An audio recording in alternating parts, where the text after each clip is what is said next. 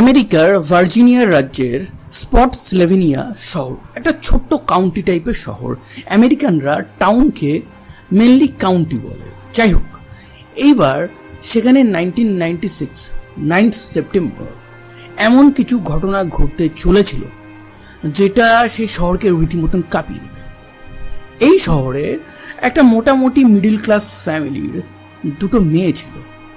তো বাড়িতে মা বাপ যখন কাজে যেত তখন এই দুই মেয়ে মোস্টলি একা থাকতো।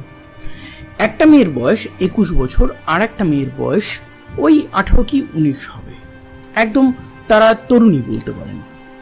কিন্তু এই যে 9 সেপ্টেম্বর এই দিন এমন একটা ঘটনা এই ফ্যামিলিতে ঘটতে চলেছিল যেটা এই শহরকে চেঞ্জ করে দেবে। কি সেই ঘটনা? বিকেলবেলার টাইম হয়েছে। 19 বছরের যে মেয়ে আছে যার নাম হচ্ছে সোফিয়া, সে বাড়ির বাইরে বসে, মানে বাড়ির জাস্ট সিঁড়ির ওখানে বসে তার হোমওয়ার্ক বা তার স্টাডির টাইপের কিছু একটা নিয়ে প্রজেক্টের কাজ করছিল। অ্যান্ড বাড়ির ভিতরে তার যে বড় বোন যার নাম হচ্ছে প্যাম, সে কোনো টুকটাক কাজ করছিল। বাড়ির ভিতরে সে ছিল। সন্ধে প্রায় হয়ে গেছে, কিন্তু অনেকক্ষণ ধরে তার বোনের কোনো আওয়াজ সে পায়নি। সে ভিতর থেকে কয়েকবার সোফিয়া সোফিয়া বলে ডাকে, কিন্তু বাইরে থেকে কোনো আওয়াজ আসেনি।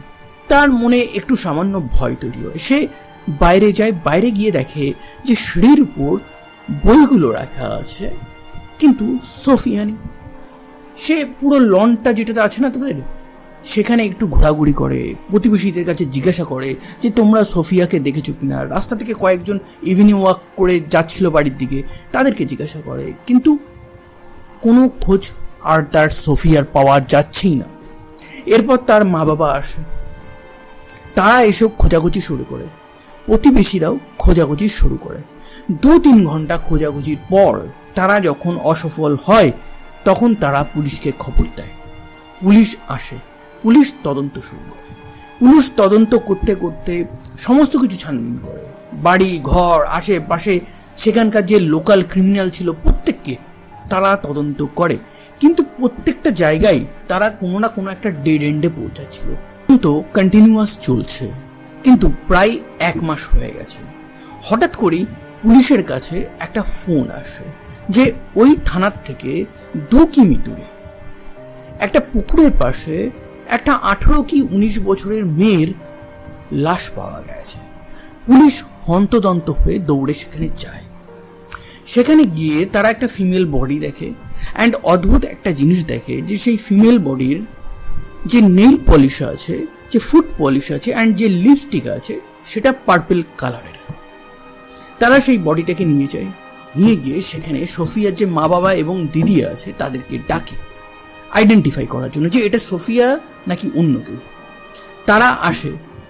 বডিটা যেহেতু পচে গলে গেছে, ভালো করে আইডেন্টিফাই করা যাচ্ছিল না, কিন্তু হাতের নখ, পায়ের নখ অ্যান্ড ঠোঁটের যে লিপস্টিক আছে সেই পার্পল কালার দেখে তারা চিনতে পারে যে এটা সোফিয়ার বডি।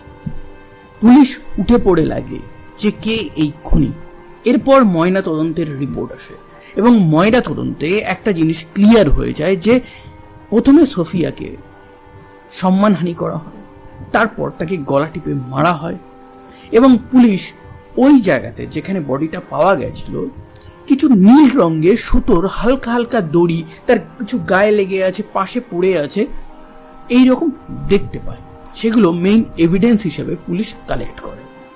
এইবার পুলিশ উঠে পড়ে তো লেগেইছে যে কে এই জিনিসটা করেছে।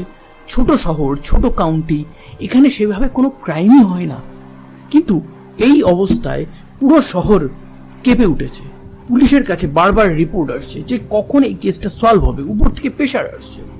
পুলিশ এইবার খোঁজ শুরু করতে করতে একজনকে খুঁজে পায় যে এই সোফিয়ার সাথে কথা বলতো মাঝামাঝি।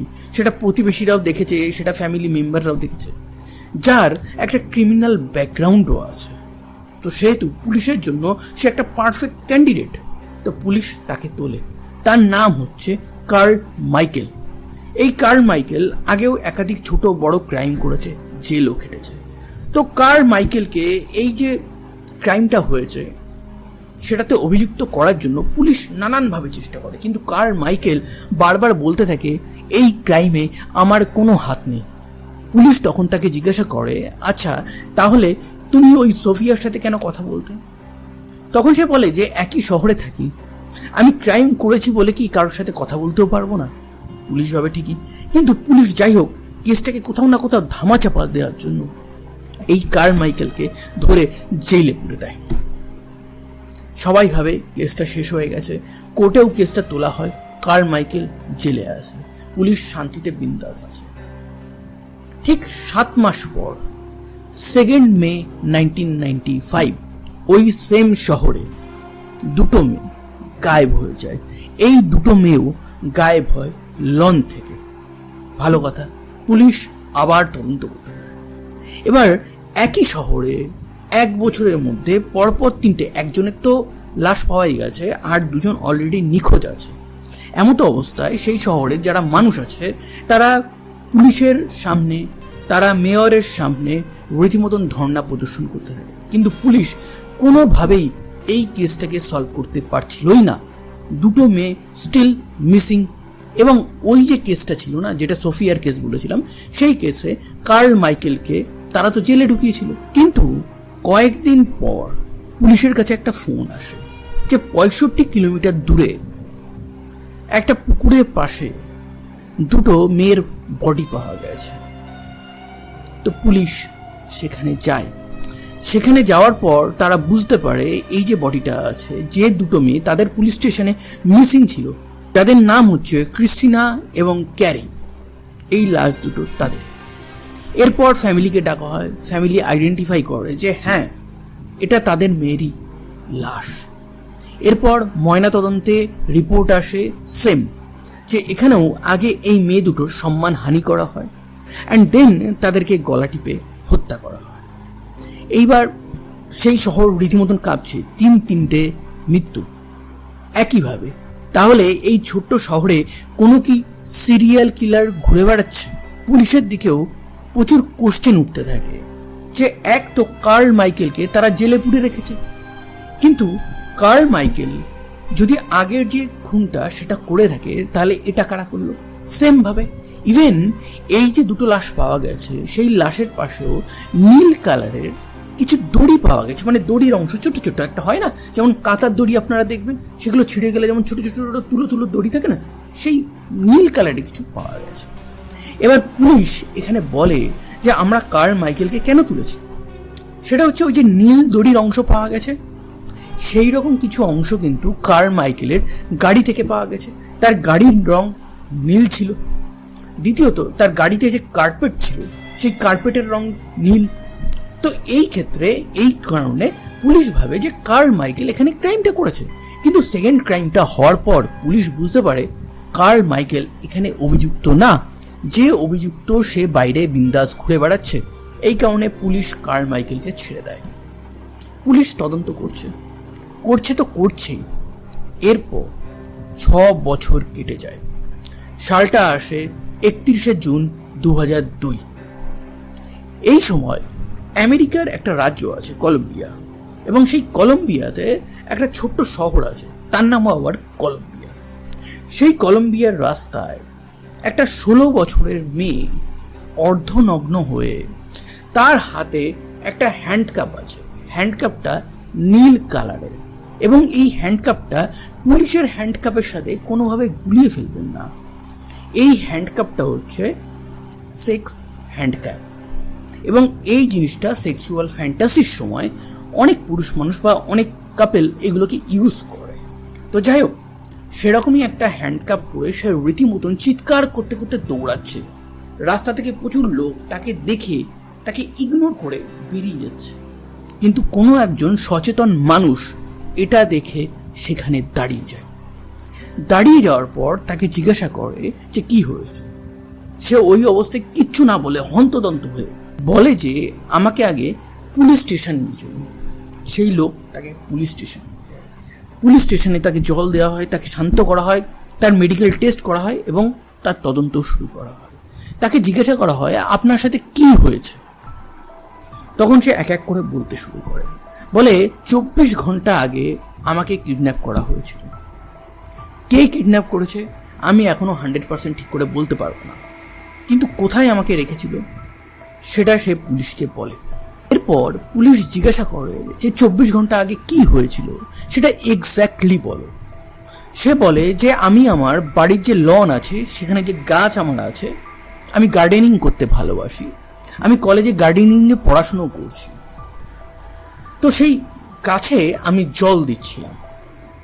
সেই মোমেন্টে সন্ধে সন্ধে একটা সিচুয়েশন, গোধূলি লগ্ন, অন্ধকার হয়ে আসছে। একটা লোক গাড়ি থেকে নেমে সোজা আমার দিকে হেঁটে আসে। আমি সোজা দেখছি যে লোকটা হেঁটে আমার দিকে আসছে। সে যেন অন্ধকার মধ্যে, মানে সেই গোধূলি তো অন্ধকার অন্ধকার একটা ভাব, তার মধ্যে কিছু একটা বলতে না বলতেই সে কোমর থেকে একটা বন্দুক বার করে সোজা আমার দিকে তাক করে বলে, একদম চুপ, কোনো চিৎকার না, আমি যেটা বলবো সেটা শোনো, না শুনলেই আমি পুরি চালিয়ে দেবো। সে আমাকে বলে ওই গাড়িতে গিয়ে বসো। আমি চুপচাপ ওই গাড়িতে যাই এবং গাড়ির কাছে যেতেই সে আমাকে পিছন থেকে ধরে গাড়ির পিছনে একটা নীল রঙের ছোট্ট জলের ট্যাঙ্কি ছিল, তার মধ্যে আমাকে ঠেসে টুসে ভরে দেয়। অ্যান্ড অদ্ভুত ব্যাপার, এই ঘটনাটা গোধূলি বেলায় হচ্ছে বলে মোস্ট প্রবাবলি কেউ দেখে। এরপর তাকে নিয়ে গিয়ে তাকে প্রায় 18 ঘন্টা ধরে একাধিকবার তার সম্মানহানি করে, এবং সম্মানহানি করার পর এই ক্রিমিনাল যখন ক্লান্ত হয়ে যায় তখন সে এই মেয়েটাকে আবার ওই যে জলের ট্যাঙ্কি আছে সেটার মধ্যে ঢুকিয়ে চুপচাপ ঘুমিয়ে পড়ে। কিন্তু ভাগ্য ভালো থাকলে যা হয়, মানে এখানে তো তার ভাগ্য খারাপ, কিন্তু প্রাণের ভাগ্যটা হয়তো একটু বেশি ছিল, এই কারণে তার হয়তো মৃত্যু হয়নি এখনো। তো যাই হোক, সেখান থেকে কোনোভাবে সে সেটা ভেঙে বেরিয়ে যেতে সক্ষম হয়। এবং অদ্ভুত ব্যাপার, সেই ক্রিমিনালটা তখনও ঘুমাচ্ছিল। সে বেরিয়ে রাস্তায় চলে আসে, দৌড়াতে একজনের গাড়িতে ওঠে এবং পুলিশ স্টেশনে পৌঁছে যায়।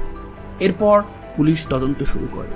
এবার পুলিশ যখন ফ্ল্যাটে পৌঁছায় তখন অলরেডি রিচার্ড, যার বয়স হচ্ছে 38 বছর, যে একটা এক্স নেভি ম্যান, যার ওয়াইফও ছিল, ওয়াইফ কিন্তু সেই সময় ওই ফ্ল্যাটে ছিল না, সে বাইরে কোনো একটা কাজে গেছিল, এবং সেই সুযোগেই এই ফ্ল্যাটটাকে রিচার্ড এইভাবে ইউজ করছিল। পুলিশ পৌঁছালে সেই রিচার্ড কিন্তু অনেক আগেই পালিয়ে গেছে। কিন্তু পুলিশ ওখানে গিয়ে কিছু এমন জিনিস দেখতে পায় যেটা দেখে তারা ভাবে যে অনেক পুরনো কিছু কেস মেবি সলভ হতে চলেছে। কয়েকদিন পর রিচার্ডকে তারা ফ্লোরিডা থেকে ধরে, কিন্তু পুলিশের এত নেগলিজেন্স ছিল যে রিচার্ডের কাছে একটা বন্দুক ছিল। তাকে ধরা মাত্র, তাকে যখন হ্যান্ডকাপ পরাবে, সে তার নিজের বন্দুক দিয়ে নিজেকে শেষ করে দেয়। যাকে আদালতে সাজা দেওয়ার কথা ছিল সে নিজেকেই সাজা দিয়ে উপরে চলে যায়। কিন্তু এরপর পুলিশের তদন্ত কিন্তু শেষ হয়নি। যে রিচার্ড এই মেয়েটার সাথে যেরকম করেছে, পুলিশের এই জিনিসগুলো দেখে আজ থেকে প্রায় 6 বছর আগের দুটো কেসের কথা মনে পড়ে যায়, ক্রিস্টিন এবং ক্যারি কেস, এবং তার সাথে সাথে সোফিয়া মার্ডার কেস। প্রত্যেকটা কেসেই পুলিশ কিন্তু নীল রঙের যে দড়ি আছে তার কিছু তুলো অংশ পেয়েছিল। পুলিশ বারবার ভাবছিল যে এই জিনিসগুলো কিসের। এবার পুলিশ তদন্তের পর দেখে যে এই জিনিসগুলো হচ্ছে যে সেক্স হ্যান্ডক্যাপ আছে না, যেটা ফ্যান্টাসির জন্য ইউজ করা হয়, যেটা এই রিচার্ড তার যে ভিকটিম আছে তাদেরকে অত্যাচার করার জন্য ইউজ করত, এটা তারই অংশ।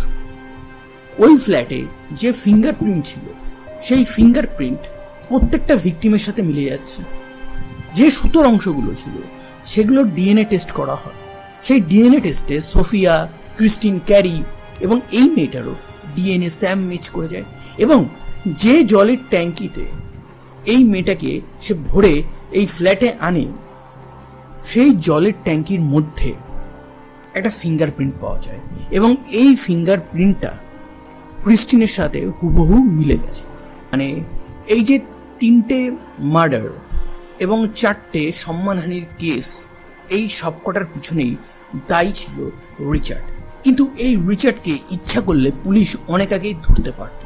যখন প্রথম কেস হয়েছিল, তারপর যখন তারা বিনা অপরাধে কার্ল মাইকেলকে অ্যারেস্ট করে 7 মাস জেলে রেখে দিয়েছিল, তখনই যদি ডিএনএ টেস্টটা করতো তাহলে বুঝতে পারতো কার্ল মাইকেল এখানে আসল ক্রিমিনাল নয়, আসল ক্রিমিনাল অন্য কেউ। সেখানে তারা 7 মাস নষ্ট করে। সেই কারণে ক্রিস্টিন এবং ক্যারি তাদের মৃত্যু হয়, সম্মানহানি হয় এবং এই মেয়েটারও সম্মানহানি হয়, কিন্তু প্রাণে বেঁচে গেছিল ভগবানের দয়াতে। তো যাই হোক, এই ছিল আজকের ঘটনা। সো ভিডিওটা যদি ভালো লাগে তাহলে একটা লাইক করে দেবেন, একটা কমেন্ট করে দেবেন এবং ফ্রেন্ডদের গ্রুপে শেয়ার করে দেবেন। ধন্যবাদ, আবার দেখা হবে।